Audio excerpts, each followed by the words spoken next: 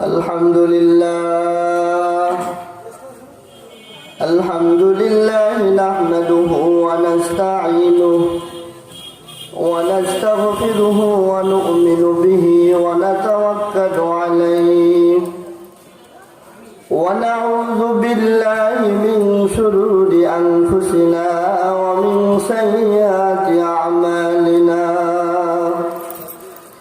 من يهد الله فلا مضل له ومن يضلل فلا هادي له وأشهد أن لا إله إلا الله وحده لا شريك له ولا ند له ولا ضد له ولا مثيل له قال الله تعالى في الفرقان العظيم السابقون الأولون من المهاجرين والأنصار والذين اتبعوهم بإحسان رضي الله عنهم ورضوا عنه وعد لهم جنات تجري من تحتها الأنهار وقال رسول الله صلى الله عليه وسلم الدنيا سجن المؤمن وجنة الكافر أو كما قال النبي صلى الله عليه وسلم وقال الله تعالى في الفرقان العظيم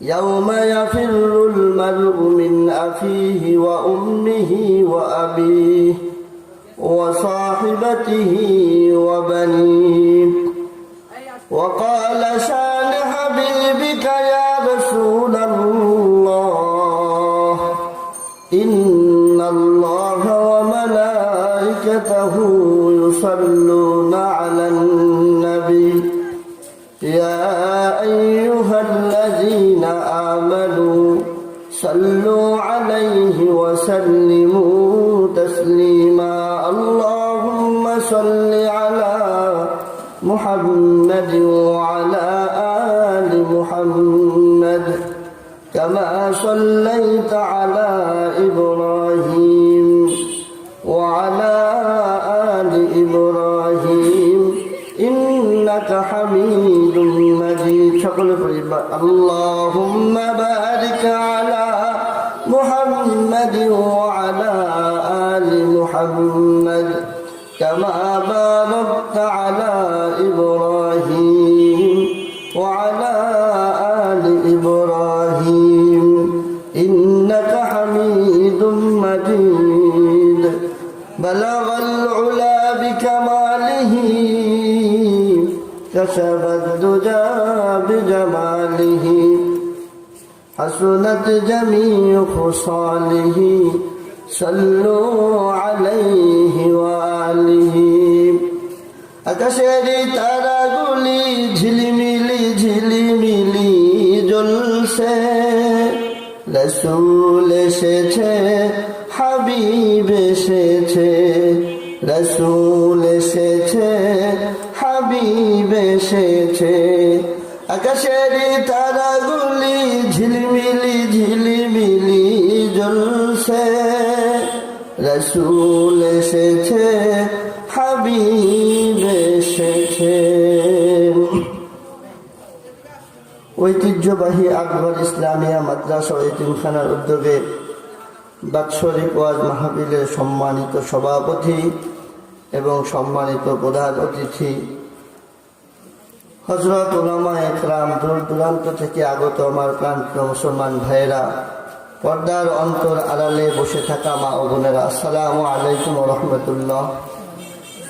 আমরা আজ আকবর মাদ্রাসায় আসতে পেরে খুশি না বেজার? এমন খুশি যে কিছুক্ষণ আগেও যখন রাস্তা দিয়ে আসতেছিলাম তখন ছিলাম একটি জায়গায়, সেই জায়গাটার নাম বলতো অমুক জায়গায় অমুক রাস্তার পাশে। এখন এমন একটা পরিবেশে আর এমন একটা জায়গায় আছি যেই জায়গাটা জান্নাতের বাগান, বলেন সুবহানাল্লাহ।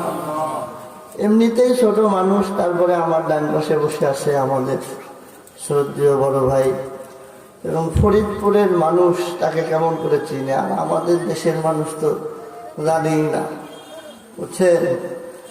তার সামনে কথা বলতেছি, আরো ওলামা ইকরাম আছেন। মহান আল্লাহ তাআলার পক্ষ থেকে যদি বলার তৌফিক দান করেন, সকলে বলি আমিন। এই মাদ্রাসাগুলি এমন, দুনিয়ার মধ্যে সকল মানুষগুলি ঈদের সময় আকাশের দিকে তাকায়, তাকায় কি তাকায় না? একটি চাঁদকে দেখার জন্য আকাশের দিকে সকলে চক্ষু মেলে তাকিয়ে থাকে, কিন্তু চাঁদ যতক্ষণ না দেখতে পারে চতুর্দিকে দেখে না আকাশের সুন্দর সুন্দর তারকারাজি, ঠিক না বেঠি? সুন্দর তারকারাজি দেখতে পায়, কিন্তু দেখার উদ্দেশ্য তো চাঁদ।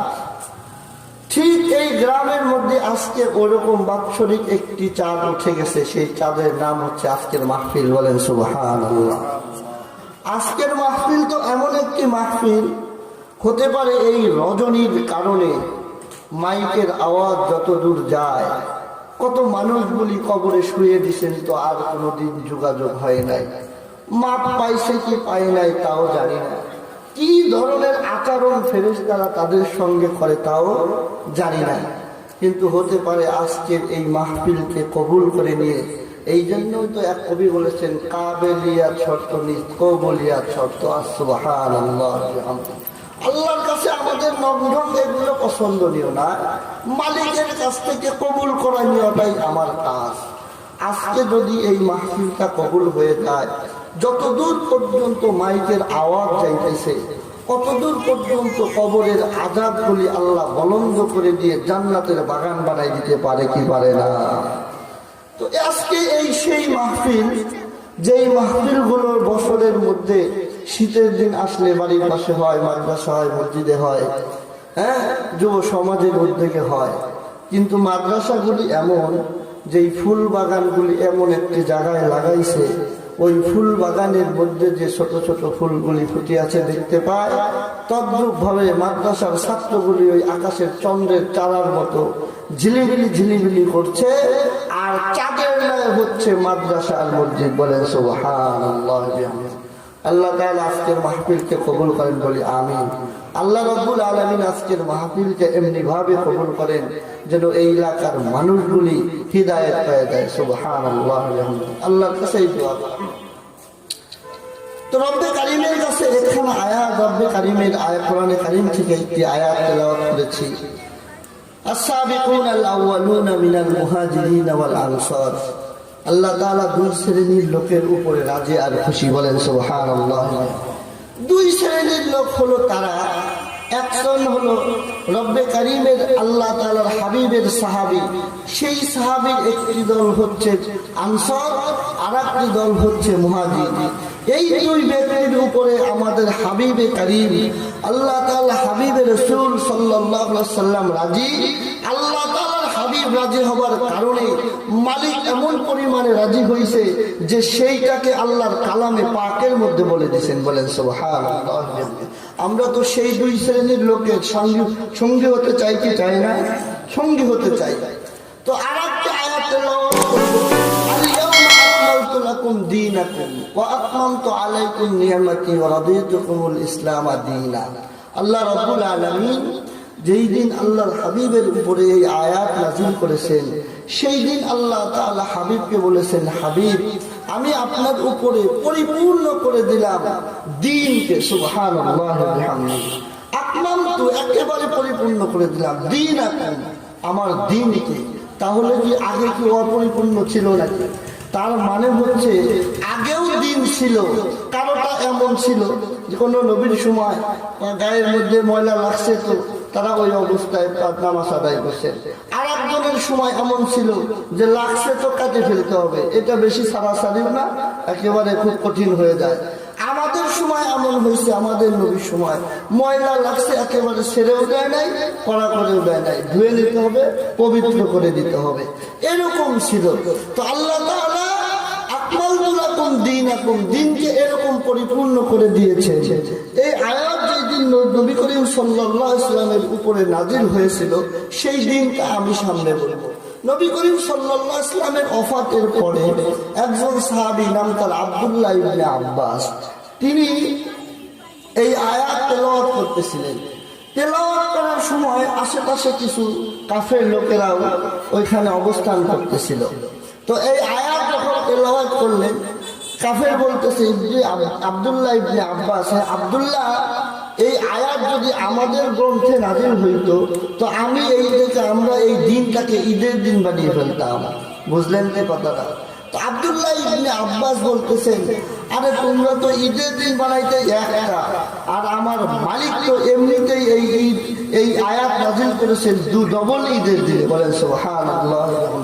এখন ওইটা বলতেছি, তার আগে বলবো আব্দুল্লাহ ইবনে আব্বাসকে। তিনি আব্দুল্লাহ ইবনে আব্বাস হচ্ছেন নবী করিম সাল্লাল্লাহু আলাইহি ওয়াসাল্লামের চাচাতো ভাই আব্দুল্লাহ ইবনে আব্বাস। আব্দুল্লাহ ইবনে আব্বাসের আরেকটি ঘটনা হচ্ছে, তিনি নবী করিম সাল্লাল্লাহু আলাইহি ওয়াসাল্লাম মসজিদে নববীর পাশে দাঁড়িয়ে আছে, আসরের নামাজের সময় হয়ে গেছে। আব্দুল্লাহ ইবনে আব্বাস বুঝতে পারলেন নবীজি ওযু করবেন, তো উনি ওই ওযুর পানিটা এনে দেওয়ার কারণে নবীজি সাল্লাল্লাহু আলাইহি ওয়াসাল্লাম একটু খুশি হয়েছেন। কপালের দিকে তাকিয়ে দেখেন আব্দুল্লাহ ইবনে আব্বাসের কপালের মধ্যে নূরান্বিত নূর চমকাইতেছে। বলেন সুবহানাল্লাহ। নবীজি সাল্লাল্লাহু আলাইহি ওয়াসাল্লাম ওযু করলেন। ওযু করার পরে আকাশের দিকে তাকিয়ে বলতেছেন, আশহাদু আল্লা ইলাহা ইল্লাল্লাহু ওয়াহদাহু লা শারীকা লাহু ওয়া আশহাদু আন্না মুহাম্মাদান আবদুহু ওয়া রাসূলুহু। এই কালিমা তেলাওয়াত করার পরে বলতেছেন, মালিক, আমি আব্দুল্লাহ ইবনে আব্বাসের জন্য দোয়া করি, আপনি আব্দুল্লাহ ইবনে আব্বাসকে দ্বীনের জন্য কবুল করে নেন। এই দোয়াটা মালিকের কাছে কবুল হয়ে গেছে। বলেন সুবহানাল্লাহ। পরবর্তীতে আব্দুল্লাহ ইবনে আব্বাসকে রাইসুল মুফাসসিরিন বলা হতো। ওই সময়ের যুগের মধ্যে শ্রেষ্ঠতম তাফসীরকারক ছিলেন, ইনি হচ্ছে আব্দুল্লাহ ইবনে আব্বাস। তো আব্দুল্লাহ ইবনে আব্বাস এই আয়াতে কারিমা তেলাওয়াত করার পরে কাফেররা বললেন ঈদের দিন বানিয়ে ফেলতাম। তো আব্দুল্লাহ বললেন, এটা তো নাজিল হয়েছেই ডবল ঈদের দিনে। এক নম্বর দিন হচ্ছে ওই দিন ছিলেন আরাফার দিন। বলেন সুবহানাল্লাহ। আমার একটু কথা বলি, আপনারা হ্যাঁ না বলেন, আর এই লোকগুলি সামনে আসেন, আপনার সব সামনে আসুন, সামনে আসুন, সামনে আসুন। ওই দূরে না থাকলে বসে যাবেন, সামনে আসুন, সামনে পিছনে তো সামনে আসুন সবাই।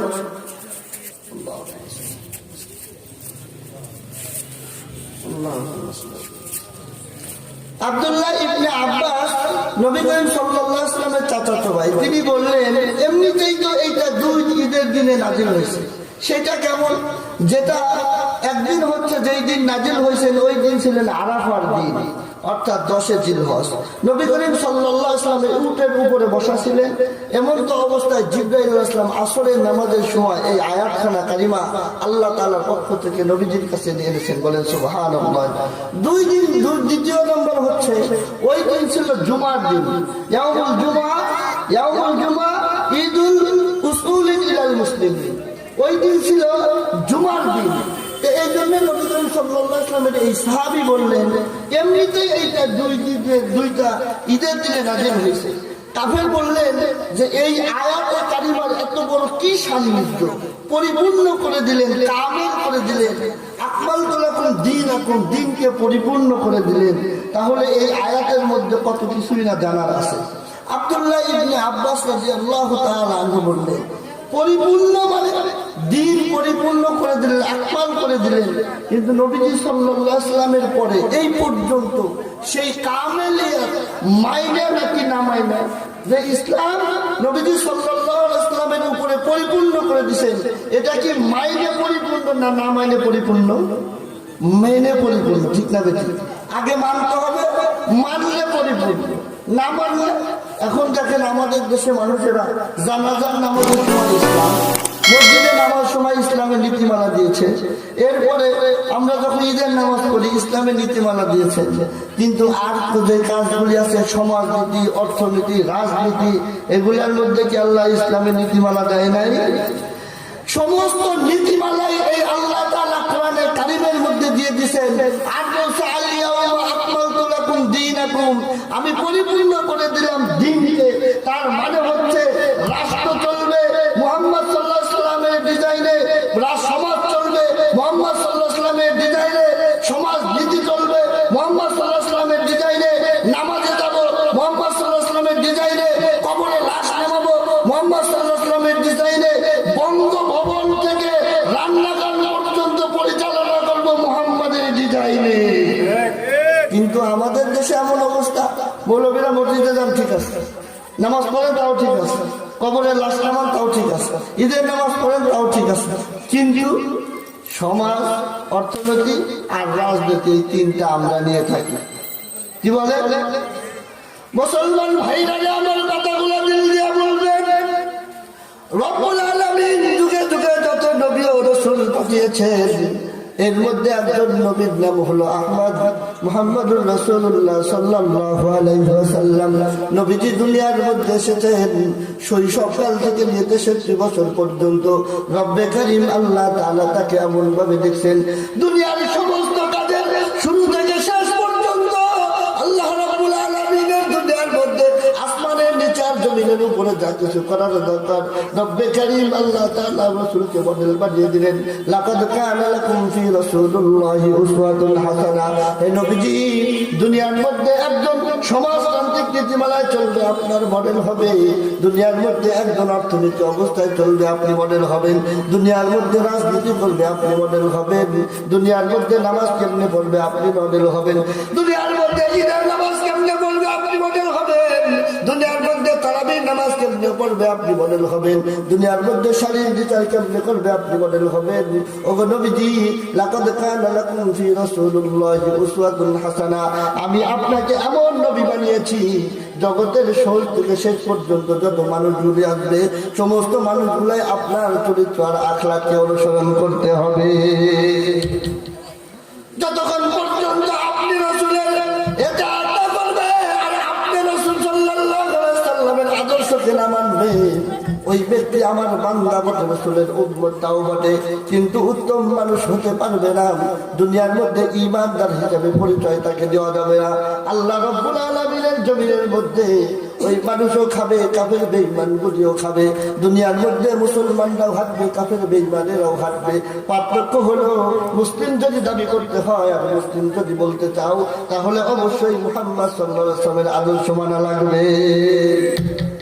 মুহাম্মদ সাল্লাল্লাহু আলাইহি ওয়াসাল্লামের আদর্শ যতক্ষণ পর্যন্ত তোমার মধ্যে পাওয়া যাবে না, ততক্ষণ পর্যন্ত তুমি মানুষ বটে কিন্তু মুসলমান হতে পারো নাই।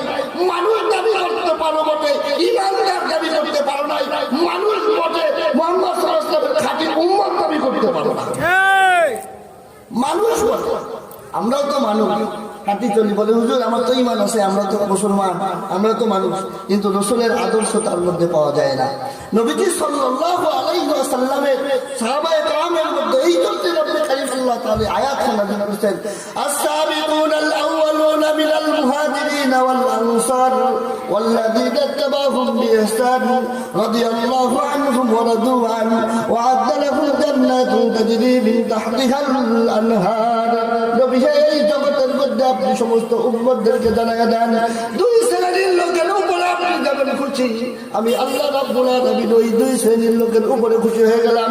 কিয়ামত পর্যন্ত যত মানুষ আসবে, সমস্ত মানুষগুলো যদি আপনি রাসূলকেও বাদ দিয়ে দেয়, এই দুই সাহাবায়ে কেরামকে অনুসরণ করে, তবে রব্বে কারীমের হাবিব বলেন, এই সাহাবাদেরকে অনুসরণ করার কারণে তিনি আমার সঙ্গে জান্নাতে যাবে।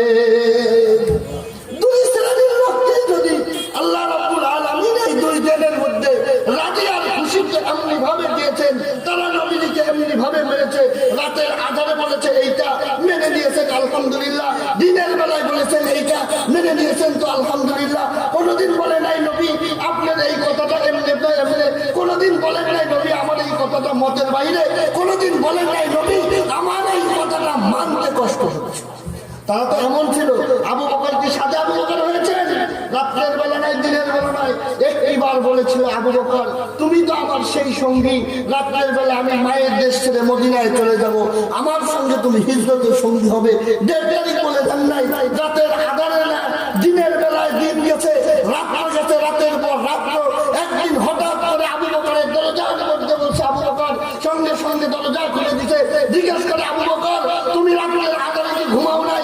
বলে ইয়া রাসূলুল্লাহ, যেই দিন আপনি আপনার জবান দিয়ে বলেছিলেন আমি হিজরত করতে যাব, আমার সঙ্গে হবে তুমি, সেই দিন থেকে রাতের আধারে চিন্তা করে যে ঘুমিয়ে পড়লে আবু বকর করে দরজায় টোকা দেবে, যদি ঘুম না ভাঙে নবীজি চলে যেতে পারে, আমি আপনার সঙ্গী হতে পারবো না।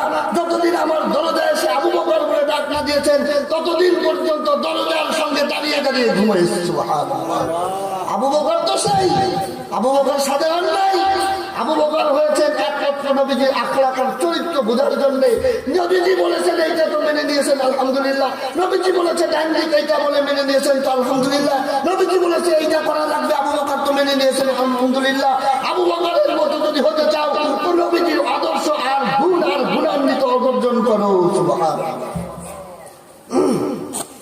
তো বলতেছিলাম আলিয়াউমা আকমালতু লাকুম দীনাকুম, দিন তো পরিপূর্ণ করে দিয়েছে। নবীজি সাল্লাল্লাহু আলাইহি ওয়াসাল্লাম কি রাষ্ট্রনায়ক ছিলেন না? নবীজি দুনিয়ার সমাজনীতি করেন নাই? নবীজি সাল্লাল্লাহু আলাইহি ওয়াসাল্লাম রাষ্ট্রের প্রেসিডেন্ট হন নাই? নবীজি সাল্লাল্লাহু আলাইহি ওয়াসাল্লাম বাইতুল্লাহর ইমাম ছিলেন না? নবীজি সাল্লাল্লাহু আলাইহি ওয়াসাল্লামের সাহাবী নাম তার ওমর ইবনুল খাত্তাব রাদিয়াল্লাহু তাআলা আনহু, ওমরের পরিচয় আপনি দিয়ে দেন। ওমর রাদিয়াল্লাহু তাআলা হচ্ছে নবীজি বলেছেন লাউ কানা বাদি নবিয়্যান লাকানা ওমর, আমার পরে যদি কোনো দুনিয়ায় নবী আল্লাহ পাঠিয়েতেন তবে ওমরকে নবী বানিয়ে দুনিয়া পাঠাতেন। বলেন সুবহানাল্লাহ। লাউ কানা বাদি নবিয়্যান লাকানা ওমর, ওমর তো সেই যে আমাকে এমন ভাবে সহযোগিতা করেছে মক্কার জমিনে ওমরের সামনে কথা বলার কত মানুষ আছে। তো ওমর ফারুক রাদিয়াল্লাহু তাআলা আনহু তিনি ইসলামের একজন শাসক ছিলেন, দ্বিতীয় খলিফা আবু বকরের পরেই তিনি তার এরকম অর্জিত সেই জীবনের সেই সময় দায়িত্ব আল্লাহ তাআলা তাকে দিয়েছেন। কিন্তু তার আগে আর একটু বলে নেই, ওমর রাদিয়াল্লাহু তাআলা আনহু রাষ্ট্র পরিচালনা করতেন।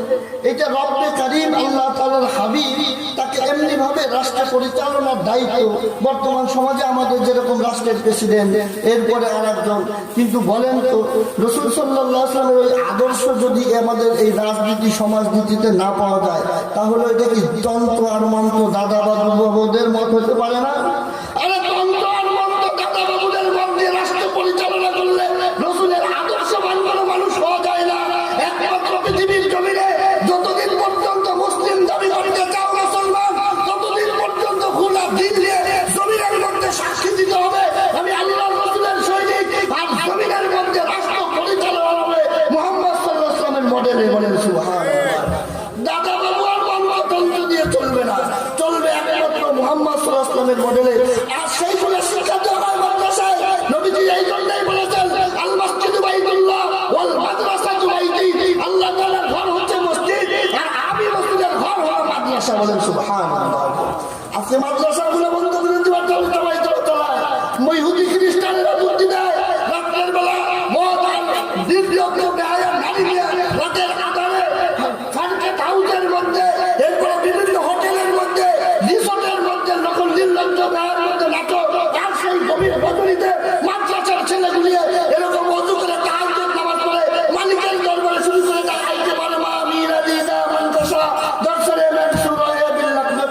আয় মালিক ইয়া ইলাহি গলকে দুনিয়া গুনাহগার, তুমি না আমি ভাগবে হস্তি গওয়াম। তারা জানে আমরা নির্লজ্জ বেহায়ার মতো নাচি আর গান গাই, আমরা ধ্বংস হয়ে যাই, কিন্তু একমাত্র দুনিয়ার মধ্যে কুরআন আর কালামে পাকের তেলাওয়াতের বদলতে আল্লাহর জমিন স্থির আছে। বলেন সুবহানাল্লাহ। মাদ্রাসাগুলি ধ্বংস করে দিতে চাও, মাদ্রাসাগুলির মধ্যে কোরআনের কালিমের তেলাওয়াত না থাকলে আজ আমাদের জবানে এক ফোঁটা পানি পান করে কোনো মালিক। মাদ্রাসার মধ্যে কোরআনের কালিমের তেলাওয়াত না হলে আজও পর্যন্ত মুসলিম জানাজা শিখতো না। মাদ্রাসার মধ্যে যদি নিয়ম আর কানুন চালু না থাকতো আজও পর্যন্ত বাবার লাশকে সামনে করে কি পড়বে আর না পড়বে জানি না। ওই টাকলা আর মুরগি সাহিত্যিকদেরকে দিয়ে রাষ্ট্র পরিচালনা হবে না। আল্লাহুম্মা সাল্লি আলা মুহাম্মাদ।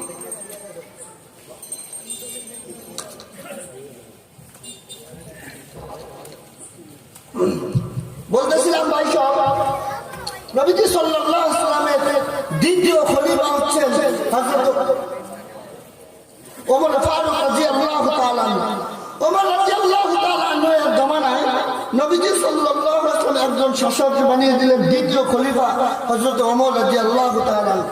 ওমর রাদিয়াল্লাহু তাআলার আখলাক আর চরিত্র ছিল এমন, রাত্রে গভীর রজনীতে বিক্রি করে রাত্রের বেলায় দিন দিয়ান্ত থেকে এ প্রান্ত থেকে ও প্রান্ত পর্যন্ত হাঁটতেন আর দেখতেন কোন অবস্থায় কে অবস্থান করে, ঠিক না বেঠিক?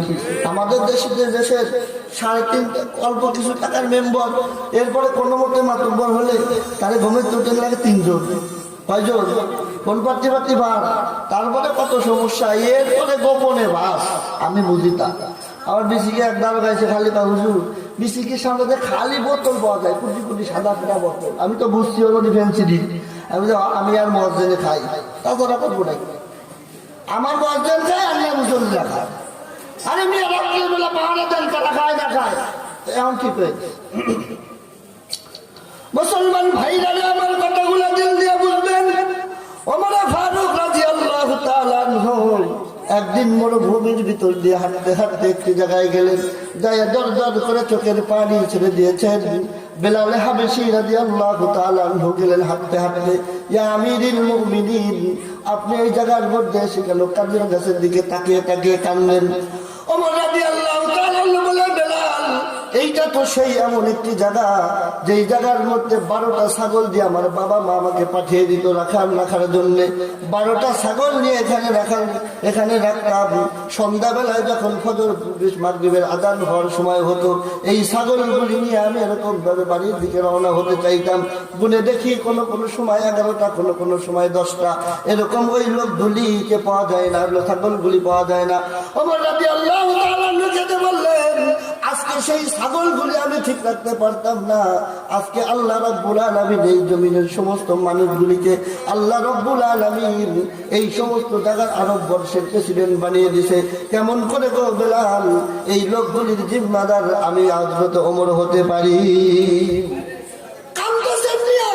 যে এই তো সেই জায়গা, যেই জায়গার মধ্যে আমি এরকম ভাবে ছাগলগুলি নিয়ে ঠিক রাখতে পারতাম না। আর আল্লাহ তাআলা রাসূল করিম সাল্লাল্লাহু আলাইহি সাল্লামের হাবিবের দোয়ায় আজকে দ্বিতীয়তম খলিফা বানিয়ে দিয়েছেন। কেমন করে রাজ্যের মানুষগুলিকে আমি এরকম জিম্মাদারি পালন করব? ওমর রাদিয়াল্লাহু তাআলা রাত্রের বেলা হাঁটতে হাঁটতে মরুভূমির মধ্যে যায়, দেখেন একটি তাবির মধ্যে জীর্ণ ছিল বাচ্চাগুলি কান্দে। আর একটি নারী, সেই নারীটিকে বাচ্চাকে, কোলের বাচ্চাকে দুধ পালন করার জন্য চেষ্টা করে। আসলে সেই বাচ্চার মুখের মধ্যে দুধ পান করার মতো কোনো কৈফিয়ত নাই, দুধ পান করার মতো কোনো দুধ তার কাছে নাই। ওমর রাদিয়াল্লাহু তাআলা দাঁড়িয়ে দাঁড়িয়ে দেখতেছেন। আবার বাচ্চাগুলিকে একটি পাতিলের মধ্যে কিছু পাথর জাল দেয়, আর মহিলা সান্ত্বনা, এই তো মাত্র খাবার হয়ে যাচ্ছে, কিছুক্ষণের মধ্যে খেতে পারবা, তাকে এরকম ভাবে সান্ত্বনার বাণী শোনাইতেছেন। কিন্তু সান্ত্বনার বাণী কত সময়, দীর্ঘ সময় পর্যন্ত অপেক্ষা করার পরে ওমর ফারুক রাদিয়াল্লাহু তাআলা ওই মহিলাকে ডাক দিয়েছেন। মুসলমান ভাইরা আমার কথাগুলো দিল দিয়ে বুঝবেন। ওমর রাদিয়াল্লাহু তাআলা তার মায়াবী কণ্ঠে বললেন, মা সত্যি কি আপনি কিছু রান্না করেন নাকি? মুসলমান ভাইরা রে, এই মহিলা তাকিয়ে দেখেন একজন নওজোয়ান, নাম তার ওমর, কিন্তু নাম তো তিনি জানেন না। তাকে বললেন, কে গো তুমি, কোন ঘরের সন্তান? তোমার কাছে এই দুঃখের কথা বললে কোনো লাভ হবে না, চলে যাও। ওমর ফারুক বললেন, অবশ্যই বা আপনাকে বলতেই হবে। ওমর রাদিয়াল্লাহু তাআলা নজরে বলার কারণে মহিলা বলতেছেন, তাহলে শোনো, আজ 3 দিন পর্যন্ত আমার ঘরের মধ্যে কোনো খাবার নাই। আমি কিছু সময় বাচ্চাদেরকে পানি জ্বালিয়ে জ্বালিয়ে সান্ত্বনা দেই, আর বুকের সন্তানটাকে বুকের সাথে জড়িয়ে ধরি। আবার কিছু সময় নামিয়ে দেয়, যেন ক্লান্তি নিয়ে মহিলার এই বাচ্চাগুলি ঘুমিয়ে যায়। আর রাত্রটা পরিত্রাণ পাই, সকালবেলায় হলেই তো আমি কাজের সন্ধানে চলে যাব। ওমর রাদিয়াল্লাহু তাআলা এই কথা শুনে বাইতুল মালের দিকে দৌড় শুরু করলেন। বাইতুল মালে যায় তাড়াতাড়ি করে, এরকম বাইতুল মালে যে লোক আছে তাকে বললেন, তাড়াতাড়ি করে খাবারগুলি রেডি করো। একটা একটা করে বস্তার মধ্যে ভর করছেন। এমন সময় বলতেছেন, হে তুমি আমার মাথার উপরে বস্তাটা চাপাইয়া দাও। লোক বলতেছেন, আমিরুল মুমিনিন, এটা কখনো মেনে নেওয়া যায় না। আপনি তো রাষ্ট্রের প্রেসিডেন্ট, আপনার উপরে বোঝা কেন চামাই দেওয়া হবে? ওমর রাদিয়াল্লাহু তাআলা বলেন, ইয়াউমা ইয়াফিরুল মার'উ মিন আখিহি ওয়া উম্মিহি ওয়া আবি ওয়া সাহিবাতিহি ওয়া বানি লিকুল্লি ইমরি'ইন মিনহুম ইয়াউমা ইযিন শা'নুন ইউগনি সাকুহা ইমাকু ইন পরজন জদান আও ইয়ারগার আশা आशिको माशूके नौकर बंदे खिदमत गुजार कामाने का मुहीर एक जुदा हो जाएगा बल्कि एक दुश्मन निकल का हो जाएगा रोजे माशर हर नया पैदा सवार बोलते से गुलाम तुम्हें सुनो যেই দিন কিয়ামত কায়েম হয়ে যাবে এই আকাশের সূর্যটা আর কোনোদিন আলো দিবে না সূর্যটা কোনোদিন এরকম ভাবে আর কোনোদিন উঠবে না চন্দ্র উঠবে না রাত্র গায়েব হয়ে যাবে দিন গায়েব হয়ে যাবে দুনিয়ার সমস্ত কিছু পানিময় হয়ে যাবে অর্থাৎ কিয়ামতের ময়দান সেই কিয়ামতের ময়দানে একজন আরেকজনের সঙ্গী হবে না মা তার ভাই সন্তানকে পরিচয় দিবে না ভাই তার ভাইকে পরিচয় দিবে না বোনকে পরিচয় দিবে না এই ভয়াবহ বিভীষিকাময় দৃশ্যের সময় তুমি কি হে গোলাম তুমি কি আমার গুনাহের বোঝাটা বহন করবে কিনা গোলাম চুপ হয়ে গেলেন ওমর রাদিয়াল্লাহু তাআলা আনহু বললেন তার মানে হলো দুনিয়ার মধ্যে তুমি আমার বোঝা বহন করার জন্য রাজি হলে কিয়ামতের ময়দানে কঠিন সময় তুমি আমার বোঝা বহন করবে না ইয়াউমা ইয়াফিরুল মারউ মিন আখিহি ওয়া উম্মিহি ওয়া আবিহি ওয়া সাহিবাতিহি ওয়া বানিহি লিকুল্লি ইমরিইন মিনহুম ইয়াউমাইযিন শাআনুন ইগুনি কিয়ামতের ময়দানে যখন পরিচয় কেউ দিবে না সেই সময় তুমি আমার বোঝা বহন করবে না তার মানে হলো আমার বোঝা আমার মাথার উপরে চাপায়া দাও ওমর ফারুক রাদিয়াল্লাহু তাআলা আনহু এই বোঝাটাকে নিয়ে মহিলার সম্মুখে যে তাড়াতাড়ি করে খাবারগুলি বানালেন আর মহিলাকে বললেন মা আপনি রুটি বানান আমি ভাজার কাজটা আমি করে দেই এই কাজগুলো দুজনে মিলে করে বাচ্চাদের মুখের মধ্যে খাবারগুলি তুলে দিলেন নিজের মহিলাকে ওই মহিলা নিজেও খাইলেন সুন্দর হয়ে যাবার পরে বলতেছেন মা আপনি শুনেন আজকে থেকে আপনার কোনোদিন আর খাবারের অভাব হবে না কিন্তু আপনি একটু দাঁড়ান দাঁড়িয়ে বলতেছে এই মুহূর্তে পৃথিবীর মধ্যে বাচ্চা হওয়ার যোগ্যতা কার আছে বলেন মহিলাটা মাথাটা নিচের দিকে ছিল উপরের দিকে তাকিয়ে বললেন আমার সামনে যেই নওজোয়ান দাঁড়িয়ে আছে এই নওজোয়ানই পারে এই মধ্যে পৃথিবীর মধ্যে বর্তমানে বাচ্চা হওয়ার জন্যে রাত্রের বেলায় চলে গেলেন রাষ্ট্রীয় কোষাগারের মধ্যে যায় বললেন স্পেশাল বাহিনীকে বললেন অমুক জায়গার মধ্যে কিছু বাচ্চার মহিলা বসে আছে ওই বাচ্চার মহিলাকে সহ্য ধরে নিয়ে আসবা মহিলা বলছিলেন জালেম অমরকে আমি কিয়ামতের ময়দানে মামলা দিব কারণ 3 দিন পর্যন্ত আমি কানাহার অবস্থায় কেন থেকেছি নবীজি সাল্লাল্লাহু আলাইহি ওয়াসাল্লামের এই সাহাবী ওমর ফারুক যখন তাকে নিয়ে আসা হলো এই মহিলা চিন্তা করলেন অবশ্যই তাহলে ওমরের নিষ্পর কোনো গোয়েন্দা ডিপার্টমেন্টের লোক ছিল তাকায় দেখে না যেই ব্যক্তি রাতের আধারে আমাদের সঙ্গে এমন আচরণ করেছে সেই ব্যক্তি সিংহাসনের মধ্যে বসে আছে ওমর রাদিয়াল্লাহু তাআলা আনহু থেকে তাকে দেখে মহিলা চমকে গেলেন বললেন আমার শির যদি উচ্ছেদ করে দেয় কিয়ামতের ময়দানে মামলা দিয়ে দেব এই জন্য মহিলাকে একটু ভালো করে দেখে নেই তাকায় দেখে ওমর বসা মহিলার কাছে একটি চেয়ারের মধ্যে মহিলাকে বসালেন ওমর রাদিয়াল্লাহু তাআলা আনহু চেয়ার থেকে নেমে বসলেন নেমে বসে তার হাতের মধ্যে একটি কিছু লাঠি দিয়ে বললেন মা আপনার গায়ের মধ্যে যতক্ষণ পর্যন্ত রক্ত আছে নিঃশ্বাস আছে ততক্ষণ পর্যন্ত আমার গায়ের মধ্যে তুমি আপনি আহার প্রহার করতে থাকেন আপনি পিটাইতে পিটাইতে এই জমিনের মধ্যে যদি শেষ হয়ে যায় তাও আমি রাজি আছি কিয়ামতের ময়দানে আল্লাহর আদালতে মামলা দিবেন এই মামলা দিলে আমি ওমর আল্লাহর দরবারে যাওয়ার সাহস আমার নাই কিয়ামতের ময়দানে আল্লাহর কাছে যে মামলা দিয়ে দিলেন সেই মামলা দিলে মালিকের দরবারে দাঁড়ানোর মতো সাহস আমি ওমরের নাই তার জন্য আপনি জমিনের মধ্যে আপনি আমার বিচার করেন আর মালিকের কাছ থেকে সেই বিচারের কাছ থেকে আপনি আমাকে বিরত রাখেন তাই যদি হয় নবীজির সেই সাহাবী যাদেরকে বলে সাহাবী কাল নজুম বিআইহিম ইহতাদাইতুম নবীজি বলেছেন আমার প্রত্যেকটা সাহাবী সূর্যের আলোর মতো আর এই প্রত্যেকটি আর সূর্যের নক্ষত্রের মতো একটি মানুষ যদি সেই সাহাবাদেরকে অনুসরণ করে তো কিয়ামতের ময়দানে নাজাত পেয়ে যাবে তার যদি এই অবস্থা হতে পারে আমাদের দেশের বর্তমান রাষ্ট্রের প্রেসিডেন্টের অবস্থা কি হতে পারে আল্লাহ তাআলা যা কিছু বললাম এর উপরে আমল করার তৌফিক দান করেন মালিক যেন এই মাদ্রাসাকে কবুল করে নেন এলাকার সমস্ত মানুষকে মাদ্রাসার প্রতি আল্লাহ তাআলা ঝুঁকে দেন আমিন ওয়া আখিরু দাওয়ানা আলহামদুলিল্লাহি রাব্বিল আলামিন আসসালামু আলাইকুম ওয়া রাহমাতুল্লাহ